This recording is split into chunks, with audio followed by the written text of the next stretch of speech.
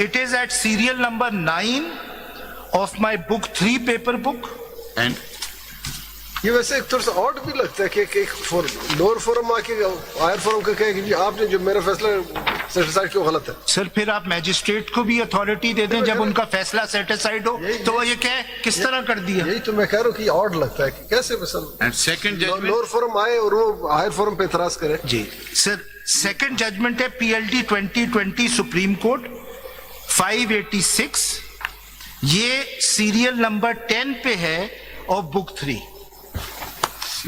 Sir पहली जो judgement है 2023 की, उसमें CCP ने चैलेंज किया सुप्रीम कोर्ट में।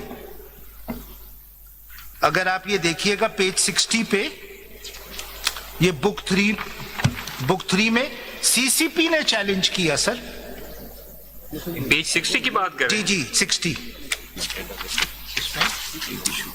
ये तो रहीम फूड्स का केस है। जी जी सर।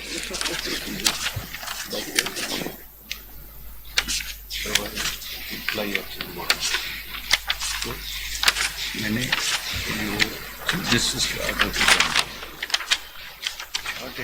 अगर आप देखिएगा पेज 79 पे देखिएगा, no locus standi of an adjudicating body to contest for upholding its quasi judicial decision, page 79 पे देखिएगा।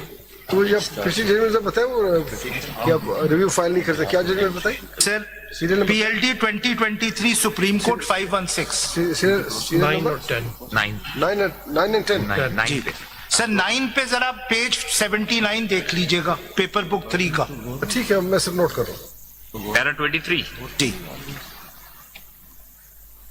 कैसे हो सकता है सर, वो तो एक फेयर एडजुडिकेटर है।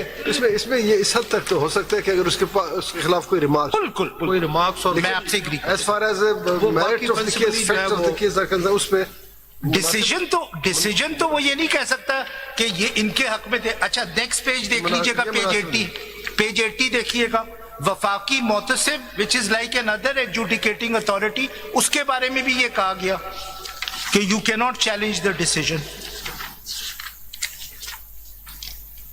ठीक है, उन्होंने किया था SNGPL के अगेंस्ट। तो सर ये जो इलेक्शन कमीशन की रिव्यूज हैं, ये तो आउटराइटली डिसमिस होनी चाहिए regardless of what happens to the other. जो बातें उनके बारे में कही हैं, डिसग्रेस भी नहीं करना चाहिए। हमारे इदारे हैं सारे, आज मैं बैठा हूँ, कल कोई और बैठा होगा, तो इसके मतलब तो नहीं कि मेरी वजह से आप सुप्रीम कोर्ट को लताड़ते रहे। इनको भी नहीं लताड़ना चाहिए, लेकिन उनको अपना काम दुरुस्त। सर आपने तो बहुत, आपसे तो एतराज ये हो सकता है कि आपने तो बहुत सॉफ्ट लैंग्वेज इस्तेमाल की। हम तलवार निकालते हैं गर्दन का। आपने तलवार का काम किया, लेकिन लैंग्वेज जो है बहुत सॉफ्ट इस्तेमाल की है। तो द पॉइंट इज, तो sir the reviews by the election commission are not maintainable in terms of these judgments. बाकी प्राइवेट पार्टीज चैलेंज करें, उन पे मैं एतराज नहीं कर रहा, but not you can not allow this. Noted.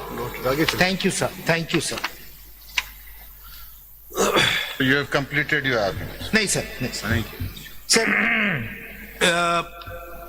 एक इसमें पॉइंट था कि जो रूल 94 है, ठीक है ना, वो रूल 94 जो मैंने पढ़ा था, जिसमें एक्सप्लेनेशन के थ्रू उन्होंने ऐसी पार्टी जिसको सिंबल नहीं मिला है उसको पॉलिटिकल पार्टी नहीं माना, वो स्ट्रक डाउन कर दिया 10 members of this honourable court. Sir 10 members of this honourable court, सवाल ये है कि अगर वो रूल चैलेंज ही नहीं हुआ था तो किस तरह स्ट्राइक डाउन हो गया। If I may take your lordship to book 3 at serial number 12, उसमें भी अपना ऑर्डर चैलेंज नहीं कर सकते। This is a recent unreported judgment, page 128। इस पे कौन सी paper book? 128। Paper book 3 sir.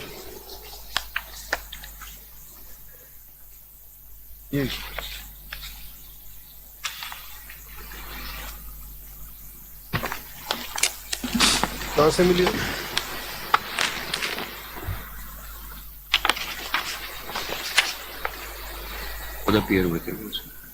अगर आप पेज 128 अगर आपने देख लिया, दिस इज अ जजमेंट को ऑथर्ड बाय योर लॉर्डशिप। जो आपके अगेंस्ट गई है? जी मेरे अगेंस्ट है। आप आज सारे आर्गुमेंट्स इस केस में जो आपके अगेंस्ट में उस पर रिलाई। सर मुझे, मेरा तो दोनों तरीके से फायदा, जब आप हमारे अगेंस्ट करते हैं, जब भी मुझे फायदा हो जाता है। क्या बात।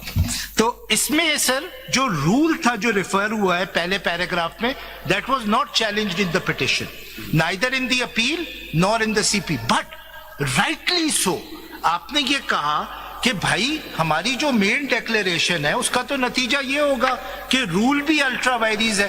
कौन सा रूल सर ये जो रूल था, रूल 8 लिखा हुआ है इसमें पहले नहीं, ये मैंने ये आर्ग्यू किया था कि रूल 8 चैलेंज नहीं था, सेक्शन चैलेंज था। Number 8 filed a petition before the जी वो सेक्शन चैलेंज था, आप फाइल देख लीजिएगा इसकी original. Challenging the vires of section 23C subsection 4 of the foreign exchange regulation and rule 8 of rule 8 challenge नहीं हुआ था, ये हमारी अपील रूल। जी ये मेरी आर्ग्यूमेंट थी, लेकिन उन्होंने कहा क्योंकि हम सेक्शन स्ट्राइक डाउन कर रहे हैं इसलिए हम रूल भी स्ट्राइक डाउन करेंगे, although not expressly challenged। Otherwise क्या प्रिंसिपल है, अगर सपोज एक एक्ट में या मैं एग्री करता हूँ, अगर कोई रूल एक्ट या कॉन्स्टिट्यूशन से हट करो तो क्या उसको मानना लाजमी है? बिल्कुल नहीं। और जब आप सेक्शन स्ट्राइक डाउन करें बिल्कुल। जब आप सवाल का जवाब आपने नहीं दिया, शायद सवाल मैं समझा नहीं पाया। जी सर, अगर कोई रूल एक्ट या कॉन्स्टिट्यूशन से कन्फ्लिक्ट करो क्या उसको मानना लाजमी है? मेरे ख्याल में मानना तो जरूरी है जब तक वो स्ट्राइक डाउन नहीं होता। तो इलेक्शन कमीशन ने इसीलिए तो मान लिया। नहीं, इलेक्शन कमीशन ने तो उससे बड़ी इलीगैलिटी की है, उन्होंने तो ऐसा रूल इनैक्ट किया जो वायलेट करता था कॉन्स्टिट्यूशन और एक्ट को, तो वो तो उनकी मैलाफाइटीज इन लॉ है। तो वो तो आगे गए, उन्होंने ऐसा रूल बना लिया अपने लिए ताकि किसी को नुकसान पहुंचा सके। That is what they have done. Sir let me move forward. तो ये जजमेंट है कि it doesn't matter if it's not expressly challenge. In this judgment it was struck down. आप original file, I had argued this कि आप rule 8 strike down नहीं कर सकते। I had taken the hyper technical, I am very glad that your lordships rejected that argument. जब आप हुकूमत के खिलाफ करेंगे मुझे खुशी होती है, even if I appear for the government. Sir अच्छा जी आगे चलते हैं। क्या दुश्मनी है गवर्नमेंट से? सर जब कुछ अच्छा काम करना शुरू कर देंगे तो कोई दुश्मनी नहीं है, नाराजगी है, बहुत नाराज, स्पेशली जब इलेक्शंस रिग होते हैं। आप ये कर सकते हैं, we are bound by constitution and law. Sir आप ही तो है जिसकी वजह से कुछ हमें भी आसरा है, अदरवाइज तो हमें भी अगर पता चल के किसी वकील ने, किसी कोर्ट ने या ट्रिब्यूनल ने या किसी अथॉरिटी ने गलत काम किया तो हम कहते हैं उसके बारे में, कई दफा कहा भी है, उसको सेटिस्फाइड भी करते हैं, तो हम यही कर सकते हैं। Sir your sword is sharp but your voice is soft. ये आपकी जजमेंट में। Is there any difference between sword and stick? कल वाले स्टिक औरों की आवाज ज्यादा होती है, स्वॉर्ड कल वाले स्टिक की बात करो, दोनों में फर्क है स्वॉर्ड और स्टिक में। डेमोक्रेट्स की सवाल, डेमोक्रेट्स सवाल जी। Sir the last point about timelines, ठीक है ना, and this is the last point.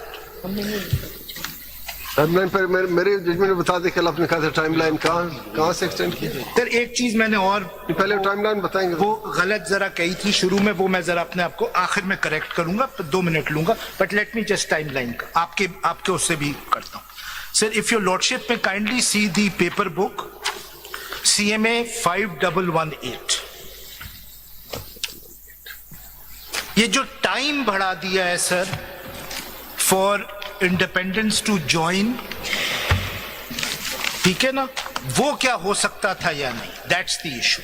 ठीक है, तो अगर आप CMA 5118 ऑफ 2025 देख लें,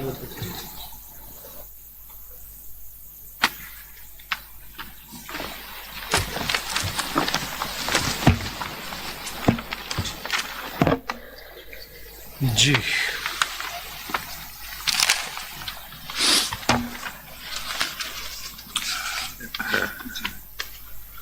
बताएं जी सर, इशू ये था कि भाई ये जो टाइमलाइंस हैं, there are 2 kinds of timelines. अगर आप काइंडली देखिएगा,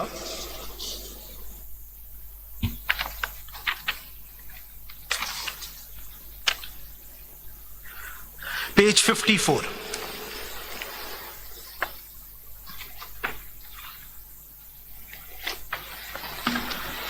page 54 ji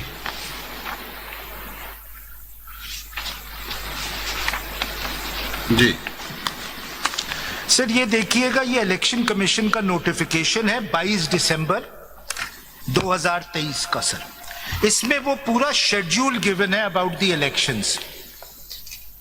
In partial modification in this Commission's notification of even number dated 15 November 2023 and exercise of powers conferred upon it under Section 58 of the Election Act 2017, the Election Commission is pleased to revise various stages of the election program for the elections to the National Assembly and Provincial Assembly of Punjab, Sindh, Khyber Pakhtunkhwa, Balochistan to the following extent. अब क्या बताना चाह रहे हैं? Sir ये पूरा schedule था, ठीक है. इसमें डेट्स गिवन है, कब नॉमिनेशन फाइल करना है, कब लिस्ट फाइल करना है, और ये अप्लाई करता है रिजर्व सीट्स पे. अगर आप नीचे देखिएगा, बिल्कुल अप्लाई करना है. The above mentioned election also apply to the seats reserved for women and non-Muslim in the National Assembly and Provincial Assembly, No, Sindh, election Khyber यही Pakhtunkhwa. कहता है. Last date for filing of lists of priority of list reserved for women and non-Muslim before 24 December. तो sir, for the new members, sir reserve seats में basically दो requirements होती है.